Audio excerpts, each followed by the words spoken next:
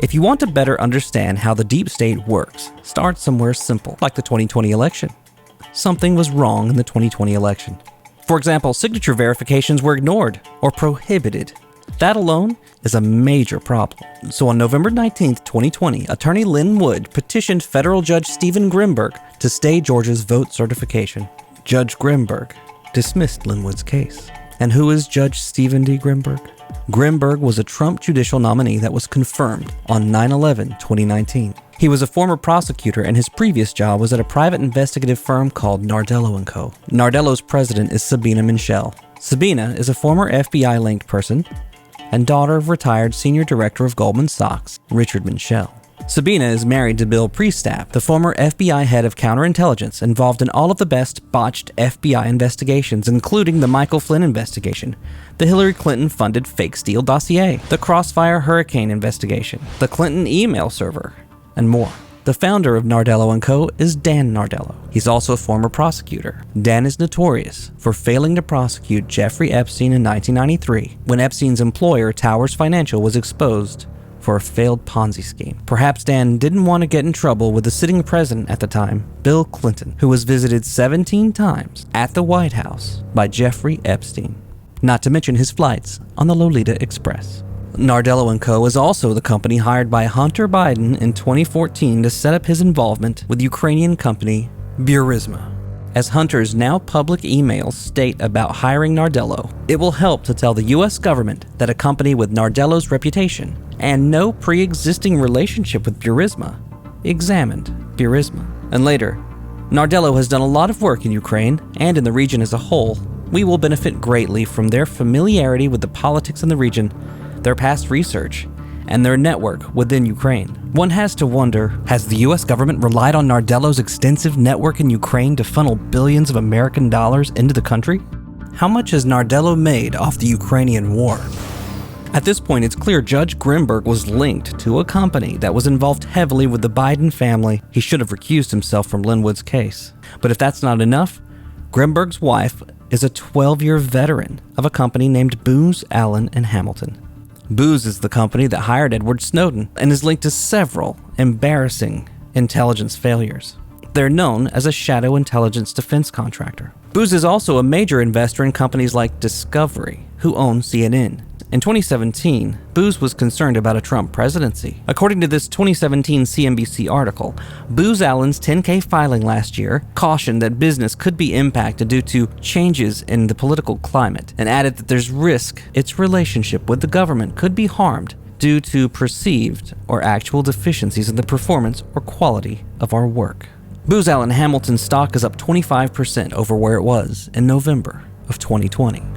Under a Joe Biden presidency, business for Booz is good, maybe too good.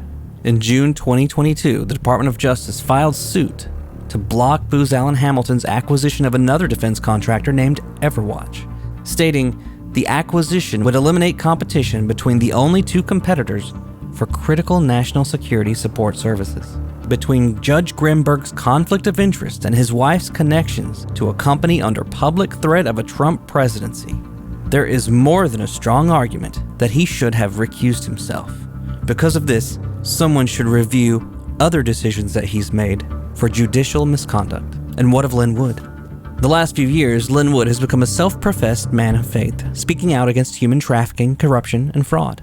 Since Lynn Wood committed the crime of supporting Trump and asking questions about voter fraud in 2020, he has been attacked mercilessly by the Georgia State Bar, which is bizarrely attempting to force Lynn into a mental health assessment. This is the same bar that refused to investigate attorney Kevin Goff of Brunswick, Georgia, for saying this. Obviously, there's only so many pastors they can have. And if their pastor's Al Sharpton right now, that's fine, but then that's it. We don't want any more black pastors coming in here, or other Jesse Jackson, whoever was in here earlier this week, sitting with the victim's family, trying to influence a jury.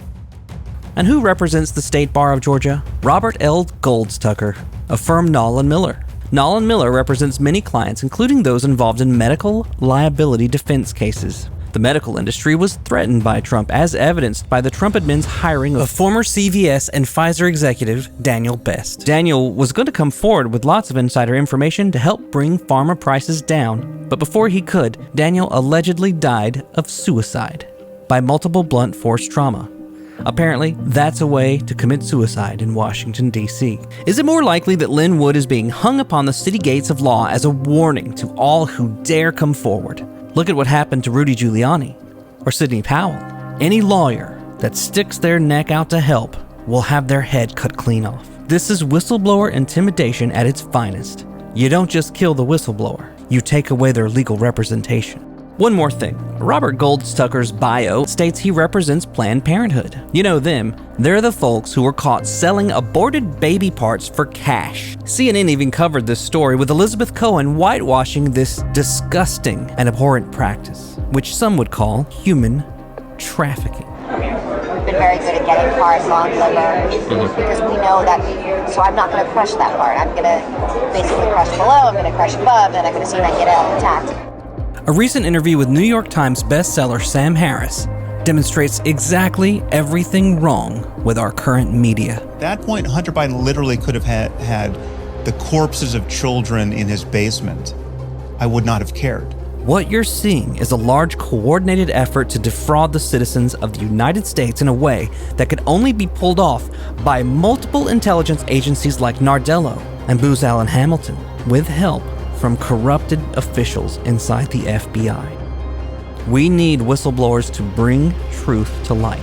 Gather your evidence and come forward. Even the smallest bit of information can have a major impact in stopping this coup before it goes any further. It's the only way we can put our country back together again.